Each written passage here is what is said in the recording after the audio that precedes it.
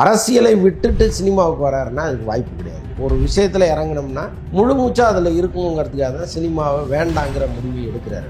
அப்போது நாளைக்கு இங்கே வந்தாருன்னா இந்த சமூகம் என்ன பேசும், பாரு அங்கே வந்து பிரயோஜனம் இல்லை, அதனால தான் அவர் வந்துட்டாரு அப்படின்னு பேசும் இல்லையா. அப்போ முடிஞ்ச வரைக்கும் அரசியலில் போராடி பார்ப்பார். இன்னைக்கு அவருக்கு இருக்கிற ஒரு பெரும் கூட்டம் அவரை வந்து அனாதையாக விடாதுன்னு நான் உறுதியாக நம்புகிறேன். அதுக்காக அவர் சிஎம் ஆயிடுவாரான்னா அதுக்கு பெரும்பாலும் வாய்ப்பு. அரசியல்ல ஒருத்தரை வந்து இப்படி சர்வசாதாரணமாக பேசிடும், ஆனால் அவங்க நகர்த்துற காயெல்லாம் ரொம்ப பயங்கரமா இருக்கு, இதை நம்ம எப்படி ஃபேஸ் பண்றது அப்படின்னு ஒரு பயிற்சி வரும் இல்லையா. இந்த மாதிரி பயிற்சியை வந்து ஒவ்வொரு சம்பவத்தின் மூலமா தான் நீங்க அடையணும். அப்போ இப்போ ஆரம்பத்தில் உள்ளது பயிற்சியாக தான் அவர் எடுத்துக்கணும். ஆனால் அதை தாண்டி ஒரு மிராக்கள் நடந்ததுன்னா அதை யாரும் மாற்ற முடியாது. டக்குன்னு ஒரு ஃபோன் வரும் நமக்கு, சார் இது மாதிரி நான் பேசுகிறேன் சார், என்ன சார் இன்னைக்கு இந்த இஷ்யூவில் இப்படி பண்ணியிருக்கீங்க அப்படின்னு அவரே பேசுவார். இல்லைன்னா சம்மந்தப்பட்ட நிருபரை பயங்கரமாக வான் பண்ணுவார், விரட்டுவாருன்னு வச்சுக்கிங்களேன். இன்னைக்கு இந்த விஜய் வந்து இவ்வளோத்தையும் ஹேண்டில் பண்ணுறதை பார்த்தா உள்ளபடியே நமக்கு வியப்பாக தான் இருக்கு. சண்டை சேவலாக அவர் மாறி நிற்கிறாருல்ல. Welcome to the show sir. வணக்கம். வணக்கம். எப்படி சார் நல்லா இருக்கேன். Okay sir. ஸோ சினிமாவில் வந்து இன்னைக்கு பரபரப்பு ஒரு செய்தி என்ன அப்படின்னு பார்த்தீங்கன்னா, நயன்தாரா வீட்டில் வந்து குண்டு வச்சுட்டாங்க அப்படிங்கிற மாதிரி தான். ஏன் சார் நயன்தாரா மேலே இவ்வளோ ஒரு வன்மம்? இல்லை அப்படிலாம் கிடையாது. இப்போ நேற்று சிம்பு வீட்டில் வெடிகுண்டு வச்சதா ஒரு தகவல் இருந்துச்சு. உடனே மோப்பனாயோட போய் பார்த்து வந்திருக்கிறாங்க. அதுக்கப்புறம் வந்து யாரோ ஒரு மனநோயாளி இந்த மாதிரி மாறி மாறி இமெயில் அனுப்பிச்சிட்டு இருக்கான். அது யாருன்னு கண்டுபிடிக்கணும். முன்னாடி எல்லாம் வந்து அரசியல்வாதிகளோட வீட்டுல தான் வந்து இந்த மாதிரி த்ரெட்டனிங் நடக்கும். இப்ப சினிமா ஆட்கள் மேல ஒரு கொலை வெறி. ஏன் சார் அதுதான் புரியல. ஆக்சுவலாக விஜய் வீட்டில் வெடிகுண்டு இருக்குது அப்படின்னு சொன்னாங்க. அதுக்கப்புறம் மோப்பநாய்கள்லாம் போய் பார்த்து காவல்துறை உள்ளே போய் அலசி ஆராய்ஞ்சு ஒன்றும் இல்லைன்ட்டு வந்துட்டாங்க. அதற்கப்புறம் பார்த்தீங்கன்னா இந்த மாதிரி சினிமா நடிகர்கள் வீடாக சொல்ல ஆரம்பிச்சிட்டாங்க. விஜயை பொறுத்தளவுக்கு இன்றைக்கி பொலிட்டீஷியனாக போயிட்டார். அவர் வந்து ஒரு நடிகர் வீட்டுக்கு வந்தாங்க அப்படிங்கிறத விட ஒரு பொலிட்டீஷியன் வீட்டுக்கு வந்திருக்காங்கிறத நம்ம பார்க்குறோம். சரி, அவர் மீது ஏதோ ஒரு வெறுப்பு இருக்குது. இப்போ கரூர் சம்பவம்லாம் பார்க்கும் பொழுது விஜய் தான் காரணம்னு கூட சில பேர் நினச்சி அவருக்கு எதிராக ஒரு கருத்தை வெளியிட்டிருக்கலாம். சும்மா ஒரு த்ரெட்டன் தானே. ஒரு கொஞ்ச நேரம் அவர் வந்து ஐயோ உள்ளபடி இருக்குமோலாம் நினைப்பார்ல. ஸோ அப்படி பண்ணியிருக்கலாம். இதில் பண்ணுறவங்க எல்லாமே எஸ்வி சேகர் பேரில் பண்ணுறாங்க. அவரு அது அவர் மேலே என்ன வன்மம்னு தெரியல. ஸோ இந்த மாதிரி வந்து ஒரு பெரிய ஒரு வேலையை ஒருத்தன் பண்ணிகிட்டு இருக்கான். அது யாருன்னு இவங்க விரைவில் கண்டுபிடிக்கணும். கண்டுபிடிச்சிங்கன்னா எப்படியும் ஒரு மனநோயாளியாக இருப்பார், அவ்வளோதான். ஏன்னா ஏற்கனவே இதே மாதிரி ஒரு பையன் கடலூர் பகுதியோ ஏதோ ஒரு அந்த பகுதியை சேர்ந்த ஒரு பையன் நிறைய தலைவர்கள் வீட்டுக்கு இந்த மாதிரி தொலைபேசியில் ஒரு மிரட்டல் கொடுத்துட்டே இருந்தா. அப்புறம் போய் சர்ச் பண்ணி பார்த்தா தான் அந்த பையனுக்கு கொஞ்சம் மனநோய்ங்கிறது அவங்களுக்கு தெரிஞ்சுது. ஸோ அதனால் இந்த மாதிரி உள்ளவங்களையும் நம்ம ஒன்றும் பண்ண முடியாது. பட் அது அலட்சியமாகவும் விட முடியாது. எப்போவாவது சீரியஸாக மாறிடுச்சுன்னு வச்சுங்களேன், நம்ம பாட்டு அலட்சியமாக இருந்தது தப்பாக போயிடும்ல. ஸோ அதனால் ரொம்ப சீரியஸாகவே ஒரு முறையை அணுகிட்டு இருக்காங்க. இன்னைக்கு நயன்தாரா, நாளைக்கு திரிஷாவை கூட இருக்கலாம். திரிஷா ஏற்கனவே வந்துட்டாங்க லிஸ்ட்ல. ஆமா, பொறுத்திருந்து பார்ப்போம். திடீர்னு நீங்க சொன்ன மாதிரி உண்மையா கூட மாறிடலாம், அது நமக்கு தெரியாது. ஓகே, அகைன் நயன்தாரா தான் சார் கவினோட வந்து இணைஞ்சு நடிக்க போறாங்க. நயன்தாராக்கு நமக்கு தெரியும் வயசு எவ்வளோன்னு சொல்லிட்டு. இப்ப கவினோட நடிக்கிறாங்க அப்படின்னா நயன்தாராக்கு வயசு கம்மியா தெரியுமோ, அதனால நடிக்கிறாங்களோ? ஏங்க அவங்க ஆரம்பத்திலேயே அதானங்க பண்ணாங்க. ஆக்சுவலா ஐயா படத்துல வந்து சரத்குமாரோட நடிச்சாங்க. அதற்கப்புறம் நயன்தாராவை வந்து யாருமே பெருசா கமிட் பண்ணல எந்த படத்துலையுமே. என்னன்னா சரத் சார் கிட்டத்தட்ட அந்த ஹீரோவாக நடிச்சுட்டு இருந்தார். பட் அந்த ஏஜுக்கு பார்க்கும்போது கொஞ்சம் ஏஜ்டு பர்சனாக தானே பார்ப்பாங்க. ஸோ அவங்களோட ஜோடி சேர்ந்து நடித்த பிறகு நயன்தாராவுக்கு ஒன்றும் பெருசாக வாய்ப்பெல்லாம் இல்லை. திடீர்னு சிம்பு வந்து அவர் படத்தில் கமிட் பண்ணார். சிம்புவுக்கும் அவங்களுக்கும் நிறைய வயசு வித்தியாசம் உண்டு. சிம்புவுக்கு ஜோடியாக அவங்க நடிக்கிறாங்க அப்படின்னோடனே டோட்டலாக அவங்களுக்கு அவ்வளோ பெரிய வாய்ப்புகள்லாம் வந்துச்சு. அதுக்கப்புறம் இதை வந்து ஒரு ஸ்ட்ராட்டஜியாகவே அவங்க அப்புறம் ஃபாலோ பண்ண ஆரம்பிச்சிட்டாங்க. ஆமாம், இப்போ கவினோட நடிக்கிறது ஜோடியாக கிடையாது. ஒருவேளை வந்து சேர்ந்து நடிக்கிறதுக்காக நம்ம வந்து அப்படி நினைக்கிறோம். பட் அதுக்கு வாய்ப்பு இல்லை. அவங்க பேர் கிடையாது. Okay okay sir. அடுத்ததான் வந்து ஒரு மிகப்பெரிய கேள்வி, அது தெரியும், தொடர்ந்து விஜய் சார் அவர்கள் மேல குற்றச்சாட்டுகள், பகிரங்க ஒரு இது, அவருக்கு அரசியலுக்கே லாக்கி கிடையாது, சினிமாக்கே வந்துருவாரா அப்படின்னு பேச்சு எழுது. சினிமாவுக்கு வந்துருவாரா? இல்லை, இனிமேல்லாம் அப்படி வர முடியாது. ஏன்னா சினிமாவுக்கு வந்து ரொம்ப கேஷுவலாக அவர் வர்றதுன்னா வரலாமே தவிர அரசியலை விட்டுட்டு சினிமாவுக்கு வர்றாருன்னா அதுக்கு வாய்ப்பு கிடையாது. இன்னொன்று வந்து அவர் நம்ம ஒரு விஷயத்தில் இறங்கினோம்னா முழு மூச்சா அதில் இருக்கணுங்கிறதுக்காக தான் சினிமாவை வேண்டாங்கிற முடிவை எடுக்கிறார் அவர். அப்போது நாளைக்கு இங்கே வந்தாருன்னா இந்த சமூகம் என்ன பேசும், பாரு அங்கே வந்து பிரயோஜனம் இல்லை, அதனால தான் இவர் வந்துட்டார் அப்படின்னு பேசும் இல்லையா. அப்போ முடிஞ்ச வரைக்கும் அரசியலில் போராடி பார்ப்பார். இன்னைக்கு அவருக்கு இருக்கிற ஒரு பெரும் கூட்டம் அவரை வந்து அனாதையாக விடாதுன்னு நான் உறுதியாக நம்புகிறேன். அதுக்காக அவர் சிஎம் ஆயிடுவாரான்னா அதுக்கு பெரும்பாலும் வாய்ப்பு இல்லை. பட்டு கௌரவமான ஒரு இடத்துல அரசியல் அவரை வச்சுக்கும், அதுவே போதுங்கிறேன் நான். அதற்கப்புறம் நீங்கள் இன்னொரு 5 வருஷம் கழிச்சோ அல்லது இன்னொரு 3 வருஷம் கழிச்சோ நீங்கள் அந்த அந்த சீட்டில் வந்து உட்காருங்களேன். எடுத்தோடனே அங்கே வந்து உட்காரணும், அனுபவம் இல்லாமல் அங்கே வர்றது அப்படிங்கிறது பல விஷயங்கள் இருக்கு இல்லையா. அப்போ இந்த அரசியல் வந்து இன்னும் நிறையா அவருக்கு கற்றுக் கொடுக்கும். அவரே வேண்டான்னா கூட இந்த அரசியல் நிறையா அவருக்கு கற்றுக் கொடுக்கும். இப்போ அண்மையில் நடந்த சம்பவங்கள், அது தொடர்பான விவாதங்கள், முன்ஜாமீன்கள் அப்படின்னு நிறைய நம்ம பார்த்துட்டோம். அவருக்கும் அது புதுசாக இருக்கும். என்னடா இது, நம்ம அரசியலில் ஒருத்தரை வந்து இப்படி சர்வசாதாரணமாக பேசிடும், ஆனால் அவங்க நகர்த்துற காயெல்லாம் ரொம்ப பயங்கரமாக இருக்கே, இதை நம்ம எப்படி ஃபேஸ் பண்ணுறது அப்படின்னு ஒரு பயிற்சி வரும் இல்லையா. இந்த மாதிரி பயிற்சியை வந்து ஒவ்வொரு சம்பவத்தின் மூலமாக தான் நீங்கள் அடையணும். அப்போ இப்போ ஆரம்பத்தில் உள்ளது பயிற்சியாக தான் அவர் எடுத்துக்கணும். ஆனால் அதை தாண்டி ஒரு மிராக்கள் நடந்ததுன்னா அதை யாரும் மாற்ற முடியாது.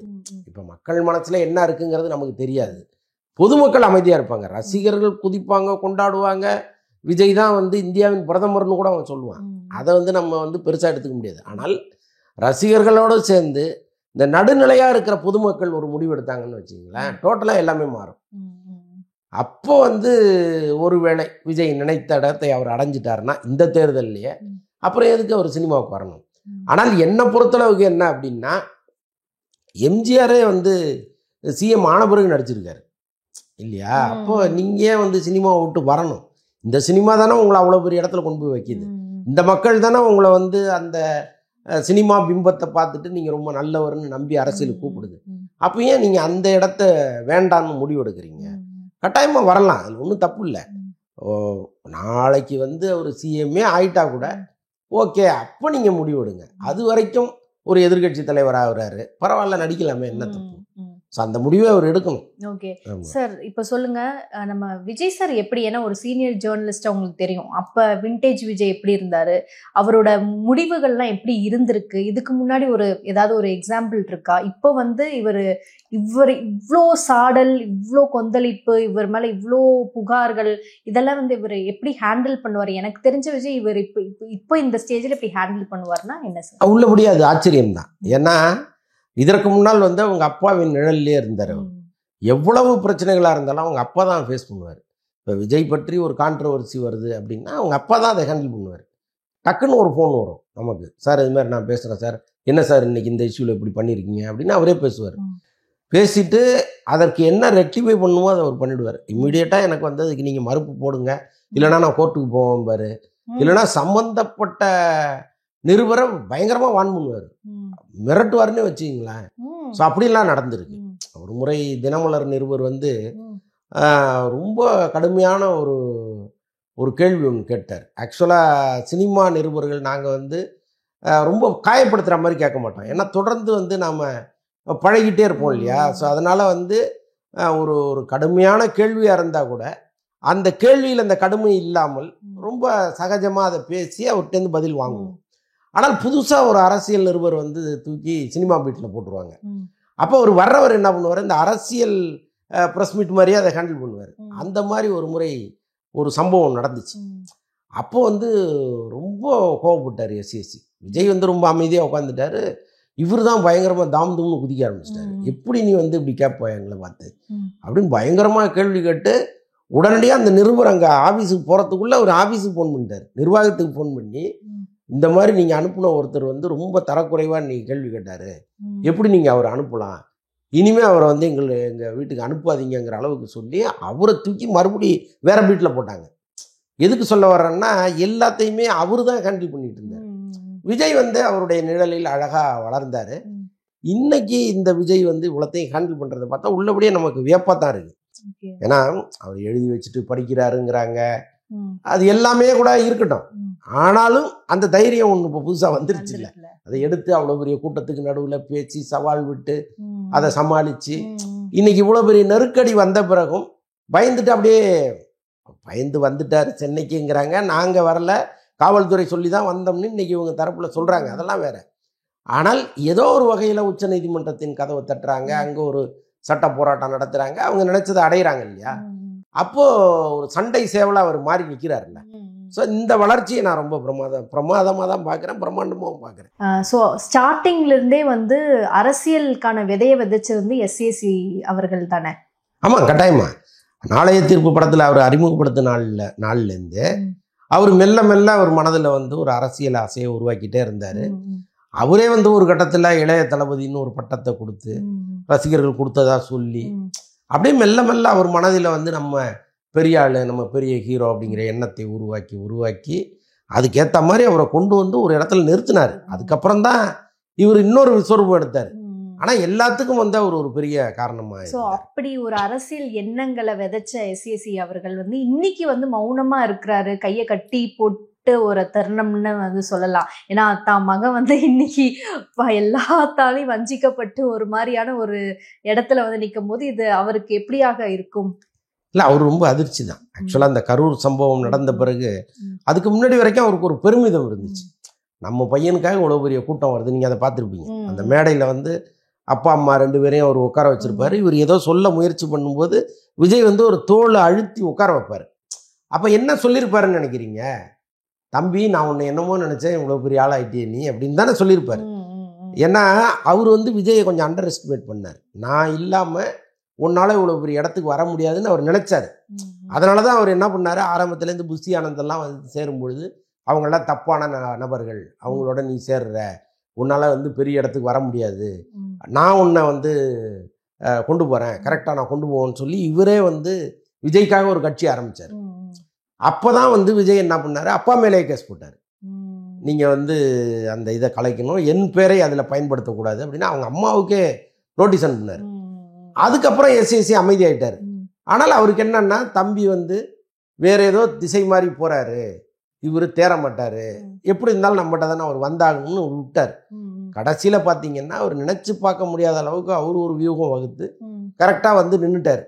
அப்போ இவருக்கு ஒரு பெருமிதம், ஆகா நம்ம இல்லாமலே நம்ம பையன் வந்து இவ்வளோ பெரிய இடத்துக்கு வந்துட்டாரு, நாம் ஒன்று நினச்சோம், நம்ம பையன் வந்து நம்ம நினச்சதை விட இன்னும் பிரம்மாண்டமாக வந்துட்டாரேங்கிற மகிழ்ச்சி ஒவ்வொரு தடவையும் அந்த பொதுக்கூட்டத்துக்கு அவர் வரும்போது நீங்கள் கவனிச்சா தெரியும். அதை வந்து அந்த மேடையில் நம்ம பார்த்தோம். இன்னைக்கு இப்படி ஒரு சிக்கலில் மாட்டிக்கிட்டாரேங்கும் போது அவர் கொஞ்சம் பரிதவிச்சிட்டாரு. அதுக்கப்புறம் அவரே ஃபோன் பண்ணியிருக்காரு. ஃபோன் பண்ணி, தம்பி இந்த மாதிரி ஆயிடுச்சு, நான் வந்துடுறேன், நான் உனக்கு வந்து பக்கத்தில் இருக்கேன், எவ்வளோ பெரிய பிரச்சனையாக இருந்தாலும் நான் உன்னை வழி நடத்துகிறேன் அப்படின்னு அவர் கேட்கும்போது, இல்லைப்பா வேண்டாம், நீங்கள் இருங்க, ஆனால் நான் பார்த்துக்கிறேன், ஏன்னா நீங்களும் வந்தீங்கன்னா அது குடும்பம், ஆமாம்மா, நீங்களும் வந்தீங்கன்னா அது குடும்ப கட்சியாக மாறிடும், அதனால வேண்டாம், நீங்கள் இருங்க அப்படின்னு. இப்போ எஸ்எஸ்சி என்ன பண்ணியிருக்கிறாரு, நான் ஒரு ஆலோசகராக இருக்கேன், நீ எனக்கு கட்சியில் பதவியெல்லாம் கொடுக்க வேண்டாம், பொறுப்பெல்லாம் வேண்டாம், நான் உனக்கு ஒரு ஆலோசகராக இருக்கேன், எதுவாக இருந்தாலும் நீ என்ன கேளு, நான் உன் பின்னால் இருக்கேங்கிற மாதிரி சொல்லியிருக்காரு. இப்போது சில மாற்றங்கள்லாம் நடந்திருக்கு. இப்போ நேற்று பார்த்தீங்கன்னா விழுப்புரத்தில் வந்து பல பேர் கட்சியில் இணைந்தாங்கன்னு நீங்கள் பார்த்துருப்பீங்க. எல்லாருமே விஜயின் மக்கள் இயக்கத்தை சார்ந்தவர்கள், முன்னாடியே விஜயோடு எஸ்சிஎஸ்சியின் ஆதரவோடு இருந்தவங்க விஜய்க்கு பக்கத்தில். அதுக்கப்புறம் இவங்க புஷி ஆனந்தெல்லாம் வந்த பிறகு அவங்கள எல்லாரையுமே நீக்கிட்டார். இப்போ நீக்கப்பட்டவர்கள் திரும்ப உள்ளே வராங்க. இது மாதிரி பல மாவட்டங்களில் ஏற்கனவே விஜய் மக்கள் இயக்கத்தில் இருந்தவர்களை உள்ள கொண்டு வராங்க. ஸ்டேட் உறுப்பினர்கள் எல்லாருமே விலகிட்டாங்கன்னு தான் கேள்விப்பட்டேன். ஆமாம், எஸ்சிஎஸ்சியோடு இருந்தவர்களை எல்லாருமே ஒதுக்கி வச்சுருந்தாங்க இல்லையா, இப்போ எல்லாருமே உள்ளே கொண்டு வராங்க. அப்போ விஜய்க்கே வந்து சரி, நமக்கு வந்து இவங்க எல்லாமே பக்கபலமாக இருப்பாங்க. ஏன்னா ஆரம்பத்திலேருந்து இவரை வழி நடத்தினதில் அவங்களுக்கு பெரிய பங்கு உண்டு. இப்போ நாகப்பட்டினம் வந்து இதே விஜய் நாகப்பட்டினத்தில் மீனவர்களுக்காக ஒரு முறை போராட்டம் நடத்தினார். அப்போது அங்கே உள்ள மாவட்ட நிர்வாகிகளை தான் அவரை பத்திரமா கூட்டு வந்து சென்னையில் விட்டாங்க. இப்போ இன்றைக்கி வந்து நாமக்கலோ கரூரோ அல்லது திருச்சியோ போகும்போது இவ்வளோ பெரிய கூட்டம் இருக்குது, விஜயை வந்து பாதுகாக்கிறதே பெரிய பிரச்சனையாக இருக்குல்ல. ஆனால் அவங்க ஆர்கனைஸ்டாக இருந்து கூப்பிட்டு தானே வந்தாங்க. அப்போ விஜயினுடைய மக்கள் இயக்கம் வந்து விஜயினுடைய கட்சியை விட சிறப்பாக செயல்பட்டுருக்கு இதுக்கு முன்னாடி உள்ளது. ஸோ அவங்க எல்லாமே இப்போ உள்ளே வராங்க. அது ஒரு வகையில் எஸ்சிஎஸ்சியினுடைய அட்வைஸாக கூட இருக்கலாம். ஓகே, எஸ்ஏசி ஒரு ஆலோசகராக இருந்து விஜய் வந்து வழிநடத்தக்கூடிய கட்சி எப்படியாக இருக்குங்கிறது உங்களுடைய பார்வையிலேருந்து சொல்லுங்கள் சார். இல்லை, அப்படி நம்ம ஒரே அடியாக சொல்ல முடியாது. ஏன்னா இப்போ முடிவெடுக்க வேண்டியது அவங்க 2 பேரும் தான். இப்போ ஒரு பக்கம் விஜய் வந்து சுப்ரீம் கோர்ட்டை நாடி இருக்கிறாரு, ஆதவ அர்ஜுனா போகிறாரு, அவங்க நினைத்த மாதிரி வழக்கு ஒரு பக்கம் திசை திரும்பி போயிட்டு இருக்கு. இப்போ இங்கே வந்து உயர்நீதிமன்றம் ஒரு குழு அமைச்சுது, விசாரணை நடந்துகிட்டு இருக்கு. இவர் காவல்துறை அதிகாரி அஸ்ராகருக்கு தலைமையில் ஒன்று நடக்குது. ஸோ இதையெல்லாம் தாண்டி தான் அவங்க அங்கே போகிறாங்க. ஏன்னா இங்கே நடக்கிற விசாரணை வந்து ஒருதலை பட்சமாக இருக்கும். அப்போ நம்ம இன்னும் நேர்மையாக வேணுங்கிறதுனால நம்ம அங்கே போகணும்னு அங்கே கதவு தட்டுறாங்க. இது எல்லாமே விஜயினுடைய ஏற்பாடு தான். அப்போ அங்கே சக்ஸஸ் ஆகிட்டார்ல அவர். இதற்கப்புறம் அது வந்து எந்த வேகத்தில் போகும், அதனுடைய தீர்ப்பு என்னவா வரும், முடிவுகள் என்னவா இருக்குங்கிறதெல்லாம் வேற. ஆனால் அவர் நினைச்ச மாதிரி இது நகர்ந்துகிட்டு இருக்குல்ல. ஸோ இப்போ அடுத்தடுத்து இப்போ கரூருக்கு போகிறது, அவங்களுக்கு உதவித்தொகை வழங்குறது, அவங்கள சந்திக்கிறது, இதையும் கொஞ்சம் நினைச்ச மாதிரி நடத்திட்டாருன்னா அதற்கப்புறம் அவருடைய அரசியல் பயணத்தை அவர் இன்னும் ஸ்மூத்தாக தான் பண்ணுவாங்க. பொதுவாக வந்து விஜய் வந்து ரொம்ப சைலண்ட், காம், அவர் வந்து அப்சர்வர் அப்படின்னு நம்ம கேள்விப்பட்டிருக்கோம். அரசியலையும் அவர் இந்த அளவுக்கு இருக்கிறது எந்த அளவுக்கு அவரை பின்னடைவை சந்திக்க நேரிடும் மாதிரி இருக்கும், இல்லை இது வந்து பிளஸ்ஸா இருக்கிறது கூட வாய்ப்பு இருக்கா? இல்லை, பிளஸ்ஸா இருக்க வாய்ப்பு இல்லைங்க. இப்போ நம்ம பல அரசியல் தலைவர்களை இங்கே பார்த்துருப்போம். அதான் கேட்குறேன். அவங்க வந்து வெளியில வேணா வந்து ரியாக்ட் பண்ணாமல் இருப்பாங்களே தவிர கட்சிக்குள் வந்து அவங்க எல்லா திசையிலையும் அவங்க கண்ணு இருக்கும். யார் என்ன பண்ணுறாங்க, என்ன நடக்குது, எல்லாத்தையும் அவங்க அனலைஸ் பண்ணிகிட்டே இருப்பாங்க. ஒன்றும் இல்லை, ஒரு ஊர்லேயும் நடக்கிற உட்கட்சி பூசலை கூட அவங்க பார்ப்பாங்க. இது என்ன நடக்குது, அங்கேயே 2 கோஷ்டி மோதல், அதில் 2 பேரையும் வர சொல்லு, 2 பேரையும் உட்கார வச்சு சமாதானப்படுத்தி ஹாப்பியாக அனுப்பிச்சி விடுவாங்க. ஸோ இதெல்லாம் உண்டு. இதையெல்லாம் விஜய் செய்வாரான்னா செய்ய மாட்டார். ஏன்னா அதுக்கு தான் புசியானந்தன்னு ஒருத்தர் வச்சிருக்காரு. அப்போ அந்த இடத்திற்கும் விஜய் இறங்கி வரணும். ஒரு தலைவருங்கிறவர் ஒரு அரண்மனையில் உட்காந்து கட்டளையிடுவது மட்டுமே வேலை கிடையாது. கடைசியில் இருக்கிற தொண்டன் வரைக்கும் தெரிஞ்சு வச்சுக்கிறது தான் ஒரு சரியான தலைமைக்கு அழகு. அதை போக போக பயிற்சியின் அடிப்படையில் வந்துடும்னு வச்சுக்கிங்க. பட் இருந்தாலும் அவர் இன்னும் வேகமாக செயல்படணும். தேர்தலுக்கு இன்னும் நாட்கள் நெருங்கிட்டே இருக்கு. இனிமேலும் நீங்கள் வந்து பார்த்துக்கலாம், அடுத்த வாரம் பார்த்துக்கலாம், 15 நாள் கழிச்சு பார்த்துக்கலாம்னா அப்படி சரக்குங்கிறதுக்குள்ளே ஓடி போயிடும். இப்போ விஜய் சார் அவர்கள் வந்து அலையன்ஸ் பற்றி பேசிட்டு இருக்காங்க. இப்போ நிறைய பேர் அவரை உள்ளே இழுக்கிறதுக்காக பார்த்துட்டு இருக்காங்க. இன்னைக்கு வந்து ஆதவ அர்ஜுனா ஒரு ப்ரெஸ் மீட் கொடுக்குறாரு. ஏன் இது வந்து ஒரு 16 நாள் வந்து நாங்கள் வந்து சைலண்டாக இருந்துட்டோம் அப்படிங்கிற மாதிரி, ஏன்னா அவங்க குடும்பத்தோட துக்கத்தில் இருந்தோம் அப்படின்னாங்க. அதுக்கப்புறம் அவர் மேலே பயங்கர குற்றச்சாட்டு இருந்துச்சு, ஆயுத பூஜைக்கு இதெல்லாம் பண்ணாரு, அப்புறம் ஏன் இவர் இப்படி பண்ணார் அப்படின்னு மாதிரி இருந்துச்சு. இது எல்லாமே வந்து விஜய் சார் காதுக்கு நிச்சயமாக போயிருக்கும். இதை ஏன் வந்து இது உடைச்சு அவர் இன்னும் பேசலை? பேசணுங்க, அதைத்தான் நான் சொல்கிறேன். இப்போ இன்னைக்கு வந்து டெக்னாலஜி வளர்ந்துருச்சு. 16 நாள் நாங்கள் துக்கம் அனுஷ்டிக்கிறோம்னு சொல்கிறது இருக்குல்ல. இப்போ அந்த குடும்பம் வந்து காரியம் முடியிட்டோம் அதுக்காக நாங்கள் வெயிட் பண்ணோம்னா அது வந்து சுத்த சைல்டிஷான ஒரு ஸ்பீச். அதை அர்ஜுனா சொன்னதெல்லாம் நம்மளால் ஏற்றுக்க முடியாது. அந்த குடும்பத்தில் இருப்பவங்க 16வது நாள் காரியம் முடிஞ்ச பிறகு நாம் பேசலான்னு வெயிட் பண்ணிட்டு இருந்தோம்னு சொல்கிறதெல்லாம் எந்த தலைவரும் பேச மாட்டாங்க. அப்படி இங்கே தான் அதெல்லாம் நடக்குது. நமக்கு ரொம்ப காமெடியாக இருந்துச்சு அது. விஜய் கூட அந்த மாதிரி பேசுறவங்களெல்லாம் கூப்பிட்டு கண்டிக்கணும். என்னையா அது பல பேர் நம்ம அதான் கேட்குறேன். ஏன்னா நம்ம கீழே இருந்து இங்க இருந்து பாக்குறவங்களுக்கே வந்து இது வந்து அபத்தமா தான். அப்படி இருக்க பட்சத்துல அவருக்கு அவர் நாலேஜுக்கு போயிருக்கும். நிச்சயமா அவர் பேசுறதுக்கு முன்னாடி ஒரு அனலைஸ் அவர்கிட்ட கேட்டிருப்பாங்க, இப்படி இதுதான் பேச போறோம்னு சொல்லியிருப்பாங்க. அப்படி இருந்தும் ஏன் அவர் அனுமதிக்கிறாரு? இல்லை, இதெல்லாம் சொல்லியிருக்க மாட்டாங்க.